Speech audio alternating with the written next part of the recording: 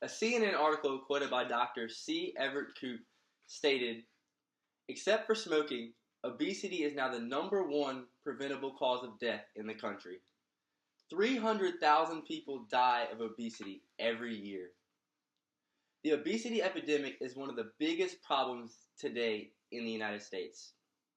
Merriam-Webster defines obesity as a condition characterized by the excessive accumulation and storage of fat in the body.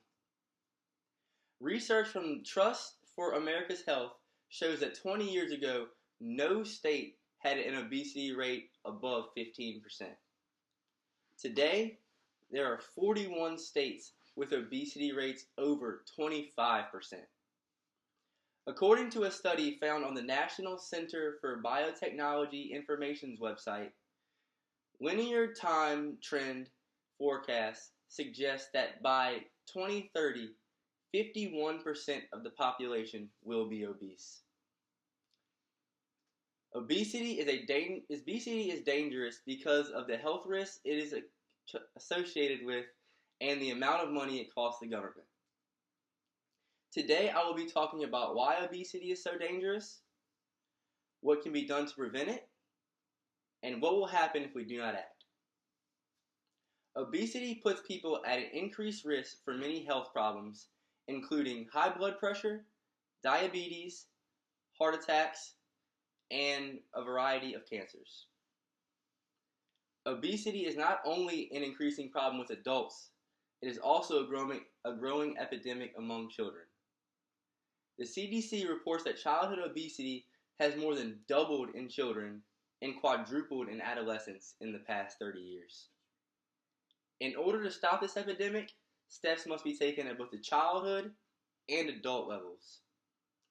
To help prevent obesity at the childhood level, parents have to instill healthy habits into their children.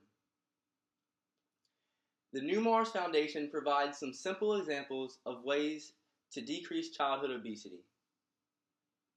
First, children need to have 1 to 2 hours a day of physical activity, and electronic time also needs to be limited to no more than 1 to 2 hours per day. Fruits or vegetables should be served at every meal, and fried foods should be avoided as much as possible. Kids should also drink water throughout the day and try to avoid sugary drinks. Parents also need to set a good example for their children by practicing these good healthy habits as a family. To help prevent obesity at the adult level, similar steps need to be taken. The following are examples of an obesity prevention strategy released by Harvard University. Start off by limiting unhealthy foods and beverages in your diet. Adults also should increase their physical activity and decrease television time per day. Improving sleep patterns and reducing stress is also important. But more actions have to be taken than just these. We also need help from our government to fight this battle for our nation's health. Heartland.org suggests the government needs to mandate that all schools have physical education classes and athletic activities. Some may argue that this would take away time that students should be in class learning, not playing.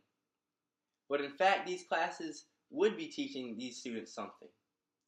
They might not be learning how to write or do math problems, but they would be learning how to live a healthier life and that exercise is important every day. Heartland.org also suggests that the government should scale healthcare prices for overweight and obese people.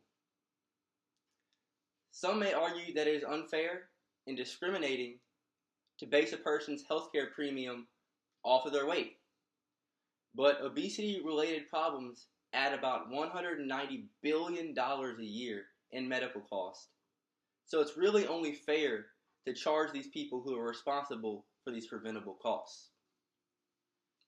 Another way the government could get involved in this issue would be by taxing unhealthy foods.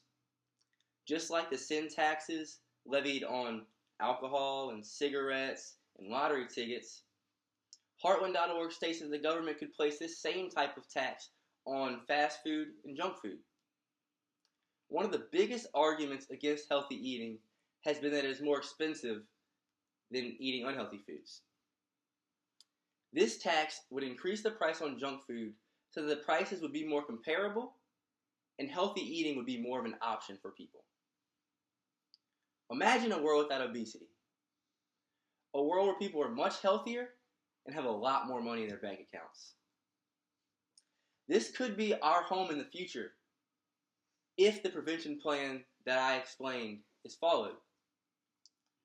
FitAmerica.org research shows that U.S. employers lose $164 billion in productivity each year due to obesity-related issues with employees.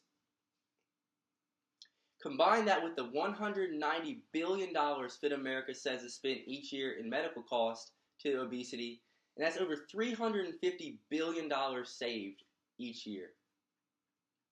Everyone would also be a lot healthier, and it would save hundreds of thousands of lives each year from preventable diseases. If the plan I provided is not followed and the obesity trend continues, the Robert Wood Johnson Foundation predicts that annual economic productivity loss due to obesity could hit $580 billion by 2030.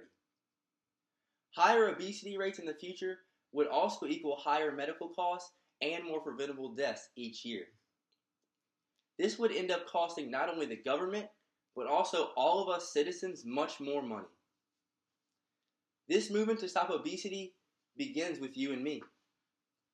We must make the decision to live healthier lives and to set a good example for others to follow. Today, I've shown the impact that obesity is having on our society, given a plan to help prevent it in the future, and also told you what would happen if we don't act now. We have to act now before it is too late. I conclude with this quote from The Trumpet by John Kenneth Galbraith. More die in the United States of too much food than of too little. Thank you.